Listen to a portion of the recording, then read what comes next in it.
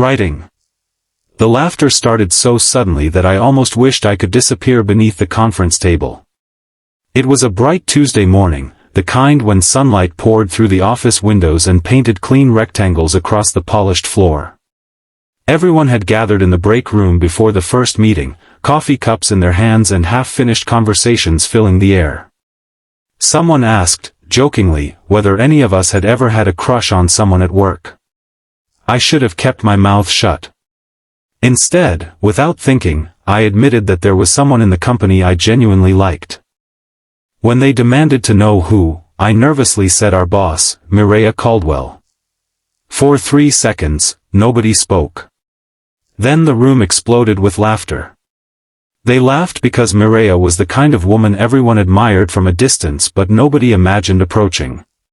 She was 41, brilliant, composed, and known for turning struggling departments into successful ones.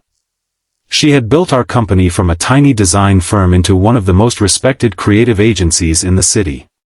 She dressed simply, spoke carefully, and never raised her voice. Even executives twice her age listened when she entered a room. And I was just Rowan Mercer, a 32-year-old project coordinator who still worried about whether his shoes looked too worn for important meetings. If you believe kindness can change a person and everyone deserves a second chance, take a moment to like this story, comment, share it with someone who needs hope, and subscribe to Whispered Tales. Sometimes the person who changes our life is the one we never expected to notice us. My coworkers kept teasing me for the rest of the morning. They said I had finally lost my mind. One joked that I should write my feelings on a sticky note and leave it on Mireya's desk. Another asked whether I had already planned our imaginary wedding.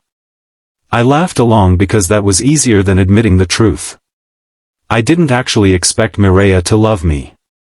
I wasn't even sure I had the courage to tell her how I felt.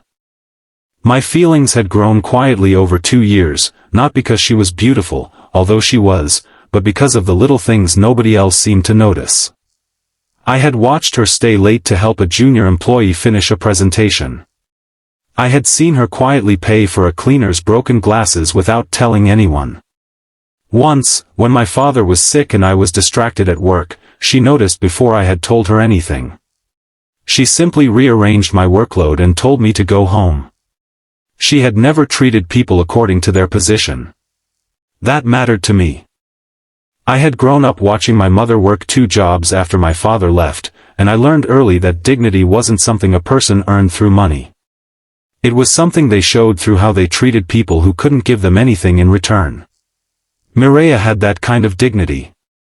And somewhere along the way, admiration became affection. But I knew the risks. She was my boss. I was her employee. There were professional boundaries, company policies, and the possibility of destroying the career I had spent years building. So I kept my feelings buried and convinced myself that liking someone silently was harmless. Until that morning. After lunch, I was preparing documents for the afternoon strategy meeting when Mireya's assistant appeared beside my desk. She told me Mireya wanted to see me in her office. My stomach dropped.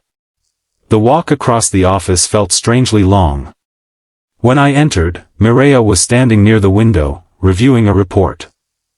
Daylight illuminated the room, and outside, traffic moved steadily beneath a pale blue sky. She looked up. For a moment, she said nothing. Then she asked whether I had something I wanted to tell her. I knew immediately. Someone had told her. My face burned. I tried to explain that my comment had been stupid, that I respected her, that I never intended to make her uncomfortable. I told her I understood the professional boundary and would never allow my feelings to interfere with my work. She listened without interrupting. Then something unexpected happened. She smiled. Not the polite smile she used during meetings. A real one. She told me that she had heard about the joke in the break room and that she wasn't angry. In fact, she admitted she had been thinking about it ever since. I didn't know what to say. Then she told me something that changed everything. She had noticed me long before I noticed her. She remembered the first week I joined the company. I had stayed late because a new employee was struggling with a software program, and instead of leaving, I had sat beside him for nearly an hour until he understood it. She remembered that I always thanked the cafeteria staff. She remembered that I never took credit for someone else's work. She said those were the things she had noticed. Not my job title. Not my appearance. Me. I stood there stunned, afraid to misunderstand what she was saying. Then she admitted that she liked me too. The room seemed to become completely silent. She told me she had deliberately kept her distance because she was my supervisor. She knew that even a sincere relationship could create an unfair power imbalance. She didn't want me wondering whether every promotion, assignment, or compliment was connected to her feelings. So she had done what she thought was responsible. She had said nothing. Until I accidentally said everything. But she also told me that if there was ever going to be anything between us, one thing had to change first. I would have to stop reporting directly to her. That afternoon, she contacted Human Resources herself and arranged for me to move into another division under a different director. She didn't ask for special treatment. She didn't hide anything. She made sure the transition followed company policy. The next several weeks were difficult. Rumors spread. Some people assumed I had manipulated the situation. Others said Mireya had favored me. A few coworkers who had laughed that morning suddenly stopped talking when I walked by. I felt humiliated. There were nights when I considered resigning. Then, one evening, I found Mireya waiting outside the office building. She wasn't my boss anymore. For the first time, there was no company policy standing between us. She asked whether I wanted to get coffee. I said yes.